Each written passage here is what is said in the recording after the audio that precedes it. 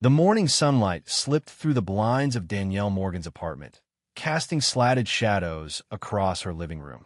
She stood in front of the mirror, adjusting the collar of her pressed dress uniform.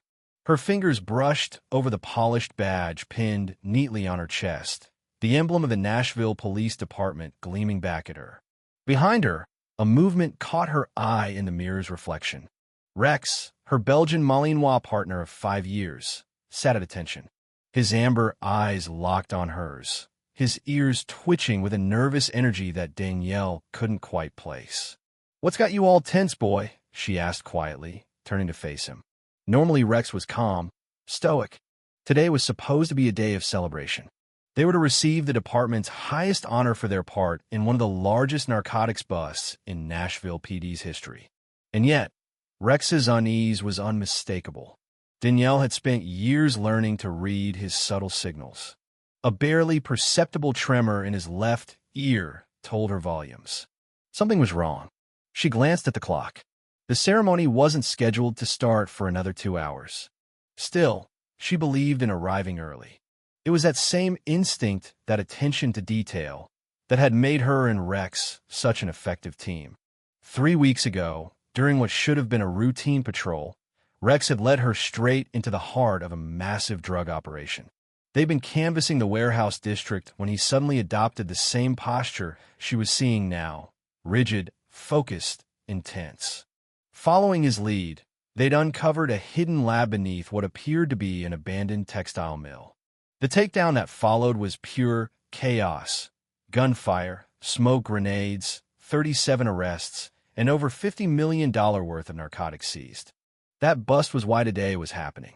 Yet here was Rex, acting like something was still off. Danielle shook off the memory and reached for Rex's ceremonial vest. This wasn't the black tactical gear they usually wore on patrol.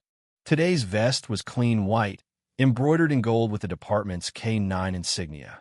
As she stepped toward him, Rex backed away. That had never happened before.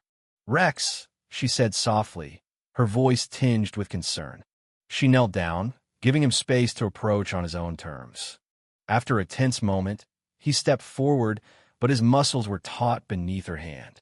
7 years on the force had taught Danielle to trust her gut, and right now, every alarm in her body was sounding. Her phone buzzed. A message from Captain Martinez. "Media's setting up. Commissioner wants you here early for photos." Another buzz followed almost immediately. "Big day for the department, Morgan. Let's make it count."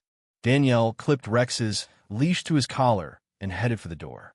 In the elevator, Rex paced the small space, nails clicking erratically against the metal floor.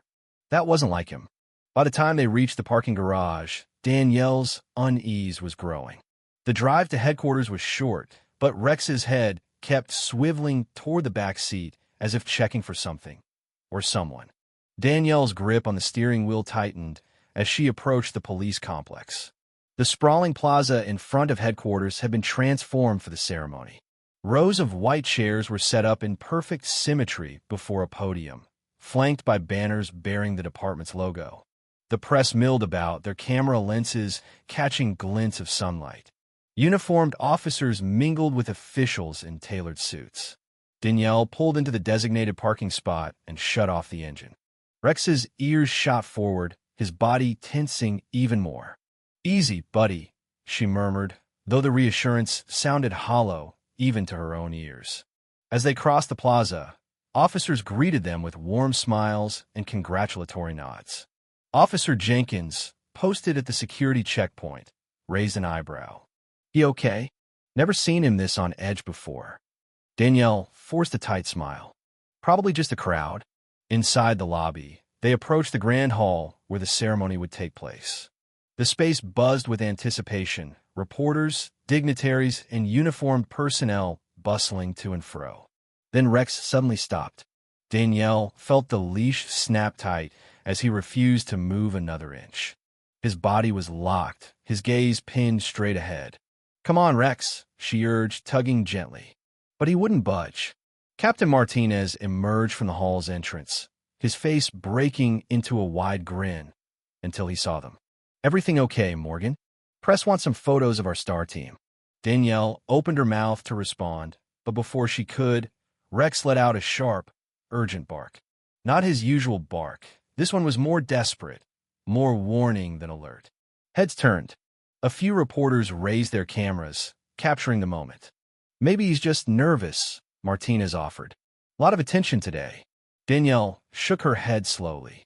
She'd seen this before. That day in the warehouse. Rex wasn't nervous. He was warning her. Sir, she said, her voice low but firm. I think there's a situation. Martinez's expression darkened. Morgan, this ceremony is important. The commissioner's here. The mayor.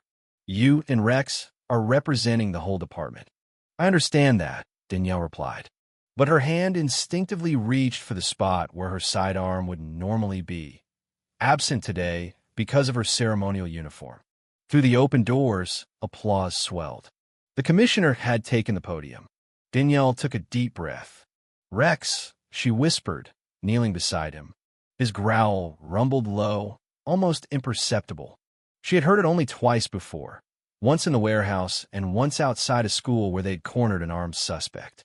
Both times it had meant one thing, imminent danger. The commissioner's voice boomed. Ladies and gentlemen, today we honor two of Nashville's finest, Officer Danielle Morgan and her K-9 partner, Rex. The spotlight swung toward them. Danielle squinted, momentarily blinded. Then she saw it. A catering staff member moving toward the dignitaries with a large silver coffee urn. His movements were deliberate. Too careful. He wasn't a caterer. She was sure of it. In that instant, she made her decision. Down! Her command rang out. Chaos erupted. Instead of stepping forward to accept their medals, Danielle and Rex lunged into action. They crossed the hall in seconds. The man reached for something beneath his jacket, but Rex was faster. He latched onto the suspect's arm, teeth sinking in as Danielle tackled the man from behind. The urn crashed to the floor, spilling not coffee, but wires and explosive components. The hall exploded into pandemonium. People screamed, chairs toppled. Officers drew their weapons. Martinez barked orders as security rushed in. Clear the hall. Bomb squad front and center. Danielle pinned the suspect's arms behind his back. Rex maintained his grip, a low growl vibrating through the air. The suspect spat blood, sneering. You're too late, he hissed. A crackle of static came from his earpiece. Package 2 is in position. Danielle's blood ran cold. Rex's head snapped toward the back of the hall. Near the fire exit, another cart sat unattended. Captain, Danielle shouted. Secondary device. Fire exit. Give me a radio. The bomb squad swept in, working quickly. Tactical teams moved in tandem. Danielle didn't leave the suspect's side, nor did Rex ease his grip.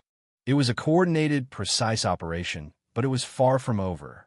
When the all-clear sounded an hour later, Danielle sat on the front steps of HQ. Rex's head rested on her knee. Martinez approached, his expression grave. The second device, he said quietly, would have done more damage than the first. If people had run for that exit. He trailed off. Danielle nodded. Rex knew, she said simply, the moment we arrived. Martinez sighed. We should have listened. If you hadn't trusted him. Trust works both ways, sir. He gave her a look she couldn't quite read. Something between respect and guilt. We'll reschedule the ceremony, he said. But I think you two just earned a hell of a promotion. Danielle said nothing. She was thinking about the suspect's words. You're too late.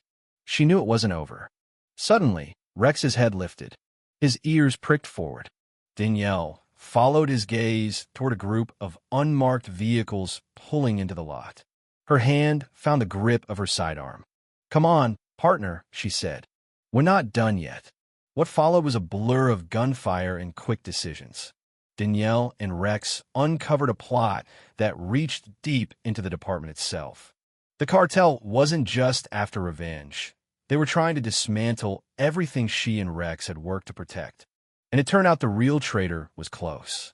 Lieutenant Sean Walker, head of internal affairs, had been feeding information to the cartel for years.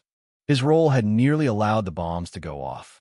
It was Rex who sensed him first, standing in the doorway with that practiced, bureaucratic smile. Danielle watched Rex, saw the tension, the calculation. She moved as he moved, and when Walker made his play, they were ready. The takedown was fast and clean. Walker never stood a chance. Weeks later, Danielle and Rex stood again in the newly repaired hall. This time, the ceremony was private, just their fellow officers, no cameras, no press. The commissioner pinned the medals on both of them. But as Danielle knelt to fasten Rex's medal to his vest, she knew what mattered most wasn't the recognition. It was trust, the unbreakable bond between partners. As they left the stage, Danielle whispered, "Ready to get back to work?" Rex gave a soft whine of agreement. Somewhere out there, another challenge waited, and they would face it together, because true heroes weren't made in ceremonies. They were made in the field.